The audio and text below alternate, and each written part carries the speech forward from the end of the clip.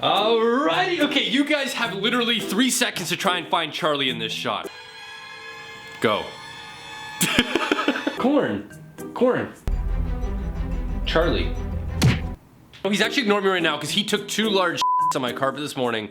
And I got mad at him. And like Charlie and I don't have a relationship where we get mad at each other. It's usually like, oh, I love you. But today I was like, no man, what are you doing? You can't just I told him I've never lived with somebody as a roommate who shits on my carpet. What? Oh, actually, let me show. Oh, wow. Did you see that energy? Oh my God, I let that go to waste. Guys, I bought a new backpack. There's 2 things in my life that I've got a lot of. Well, actually 3 things. Bomber jackets, backpacks, and radius of my ball sack. That just came right on out of me. I actually want to know your thoughts below because I really love this backpack. But I know a lot of you guys out there are like, you know, like that sort of mentality. Right? How freaking sick is... Bro, first off, you guys should know my favorite color is yellow. So already this bag is like a winner for me. But when I put it on... Okay, what the f***? Yo, I look like a cartoon. We need to lower that shit. I remember back in school, like the lower your bag hung up your back was like how cool you were. I was about like this level of backpack sag. Besides the point, guys, I love the backpack. Let me know what you guys think. This was a new pickup, a winter haul. What's up? Thoughts in the comments down below. Yellow backpack from, it's got a really weird name. I don't know how to say it. It's called like Fjallraven? Fjallraven? I don't know. It's got that little fox logo. Oh, you know what? Sorry, one more thing. I apologize. I have to change the battery on my mic maybe twice a year. I had to go to the gas station this morning. And I looked in the mirror and I thought the whole style over comfort thing no longer applies. I used to be like, no, I gotta look good. I don't care if I'm cold. I have to look good. Well, today all that went out the window. Let me show you my outfit, okay? First off, I had this Roots plaid jacket, okay? It's like a nice warm jacket. Then I had this toque on, or this beanie, whatever you guys want to call it. Still not the problem. When you combine these things with these shoes, these are my dad's shoes, by the way. They're not my dad's shoes. They're my dad's shoes. Meaning when I wear these, people think I have garage sales on Saturday. Basically, this is my outfit, and I was walking down the street like this, you know? You know those kids in high school that like you never see on social media, and the only time you ever see them outside of high school, it's like they're walking down the street. There's always walking somewhere. They're so mysterious. I was like that kid today. I had my hands in my pocket. I was just like, gotta go get some batteries. I look like a guy you see on the trail. Hey, morning. Good to see you on the trails again. Have you seen the birds? They're wings. It's a huge low point for me today. Let's get to the story now. The title of this says that I once bit people. We're gonna explain that. I'm not a cannibal. It wasn't intentional. First off, let's make that clear. It wasn't intentional. This story takes us back to when I was in 4th grade. I had this teacher. Her name was Miss Elgar. She was one of my favorite teachers. She was amazing. She was also a massive tree hugger. And what that means is like a environmentalist. She was the type of teacher that you'd walk in to class in 4th grade. She'd be like, so guys, you guys hug a tree this morning? and I'm just like, yeah, actually I hugged 2. Second one had thorns. I'm joking, Miss Elgar, I'm fine. I'm fine. I'm just trying to give you guys an understanding of what my teacher was like. Great teacher. She actually has very little to do with this story. I'm not sure why I'm talking about her. It was the summertime. Back in the day, we got 3 recesses. One 15-minute, one 30-minute, and then another 15-minute. I believe that's how it went. We were on our lunch break. And I remember we were sitting there at our desks eating lunch. And like murmuring started happening.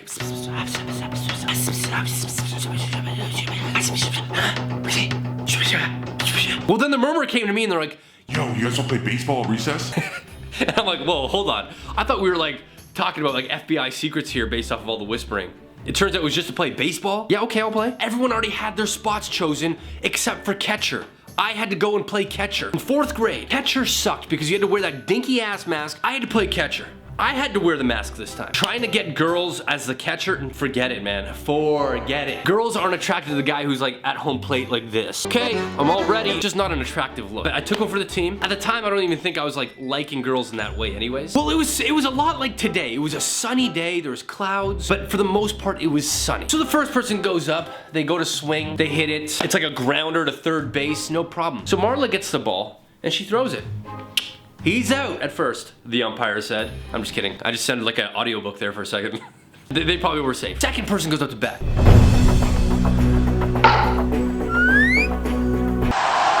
They make it to first, the other person makes it to second. The pitcher clearly sucks because everyone's getting a hit. Third person goes. And they did one of those swings, like, I don't know, do you guys remember gym class where people would swing the bat, like a golf swing, like they didn't know how to hold it. They would kind of like hold it down at their ankles and just go, and the helmet would be off sideways and shit. Somehow, this person made it to first base. Now, The bases are loaded. The bases are, you understand, the bases are loaded. So as catcher behind home plate, I'm there thinking, okay, Dan, this is your big moment. Try to do something. I know you're catcher and you can pretty much not do much, but try to do something here. Meanwhile, the pitcher's thinking the same thing. We all want to be the hero. I'm not going to say the real name of the pitcher. I'm going to say a name that was extremely close to the pitcher's name, okay? We're going to call him Squishy. It's not his name, but it was close to what his name was. Next batter goes up. Squishy is there at the pitcher's mound like this. And I'm behind home plate like this. Okay. The pitcher winds up. The batter's like this.